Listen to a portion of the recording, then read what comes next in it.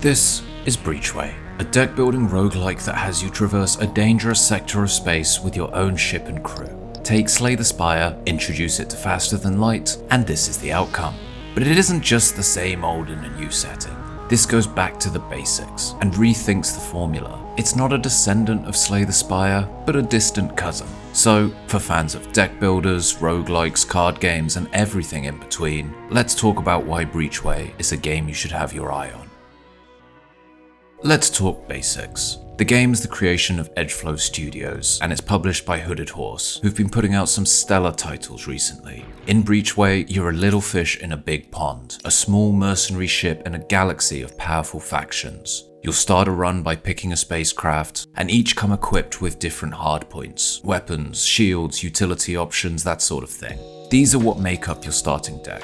This choice also impacts your initial reputation with the game's different factions, but I'll get onto that soon. Every ship has its own immediate strengths and preferred playstyles, which can be tailored as you go. A marauder packing a flat cannon excels at playing a no-holds-barred aggressive approach, whereas your arbalest's pulse laser is better at pinpointing hostile weak spots. Though each ship does come with a number of empty mount points, and during your journey you can equip new weapons to further hone your game plan, or provide you new options. Once you've picked your starter craft, you'll embark into the unknown and make your way across the sector until you face off against a boss. So you've got your character, your deck, and your map, similar to other deck builders, but that's where the similarities end. After that, Breachway comes into its own.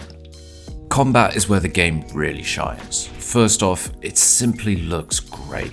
I love the game's cel-shaded approach. It's incredibly stylish. Just the small act of being able to orbit your camera around the ship, the enemy, catching planets in the distance, it's also visually satisfying. The attack effects have weight to them, they leave visual feedback on enemies, and destroying an enemy vessel feels immense. And it's accompanied by a great soundtrack. It's this futuristic synthwave approach which matches the game's vibrant visuals nicely. But that, as welcome as it is surface level.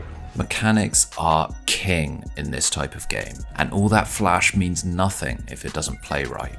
I mentioned before about your ship's loadout, but you aren't the only one with fancy gizmos at your disposal. Enemy ships have a variety of tools too. They're on timers and will be used against you periodically. You can either play reactively, shielding yourself from their attacks, or take the proactive route, targeting enemy hardpoints directly, say, aiming at your foe's flat cannon to put it out of commission for a few turns. It's an interesting mechanic that fits thematically, adding another layer without overcomplicating things. It also makes the deck building angle engaging, as some weapons are better at knocking out enemy systems one by one, while others are suited more to provide blanket fire. So that is a good system, and it gets a big thumbs up from me. But there are a couple of other ways Breachway steps outside the box. The first is energy management. Most other games will give you a set resource each turn for you to spend on cards. Maybe this energy has to be spent, or maybe it can be banked for later, which is the case here, but that's not the interesting thing.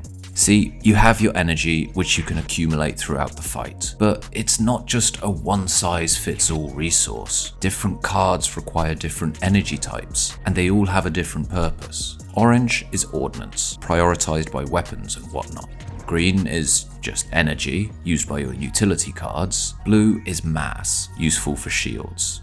Every card will use one of these or a combination. At first glance, this triples the things you'll usually manage, and you may be off-put by this, but it works because of one simple system. You can change your energy generation. Let's say you rush ordnance because you've got some big attacks in your deck. Once you've got a healthy pool, you can drop down on generating that type of energy and up your mass intake to make sure you've got a healthy reserve to pay for any shields.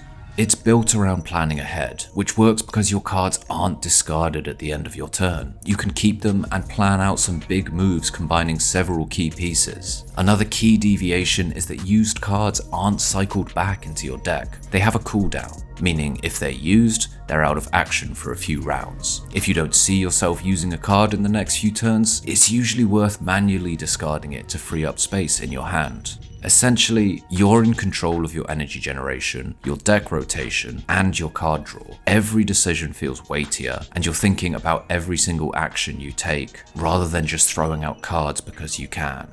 So the combat is really interesting.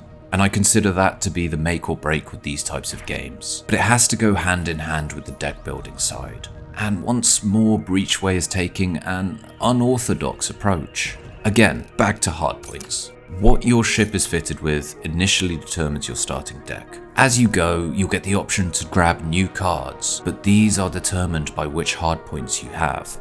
Think of it as having multiple small decks that all get combined in combat. When you select new equipment for your ship, you'll have to think of whether you want to complement your current loadout or try and diversify, as this decision will impact what cards you're offered later. But that's just the surface layer.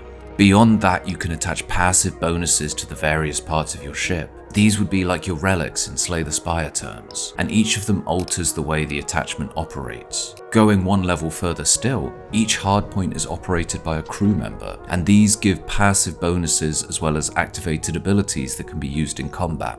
I want to talk a bit more about the crew members in a moment, but stepping back a second and you'll see that there's a lot of factors that go into building up your deck. But it doesn't feel bogged down in complexity. It just feels different. The result is the freedom to create very diverse decks that try and tick all boxes, or the ability to pivot your build into something quite strange. I started one run utilizing lasers to disable enemy hardpoints, but by adding this and that, it morphed into some kind of miracle deck that banked its resources and combined cards for a one-turn all-in assault. There are some really interesting things you can do, including a sort of indirect combat. So this won't be in the next Fest demo, but Hooded Horse were kind enough to provide access to a work-in-progress build which functions around hacking. You won't be fighting conventionally here. Instead, you'll be looking to deny your opponent's resources, wear them down, and strike precisely at opportune moments. It was like I was playing a control deck in a CCG, and it got me excited to see what possibilities future versions hold. Anyway, we've really honed in here into the nitty-gritty. Let's just take a step back and explore the game from a wider angle. What's the point and what's the purpose? Each run will drop you at the start of a sector map, with the aim of reaching the other end over here.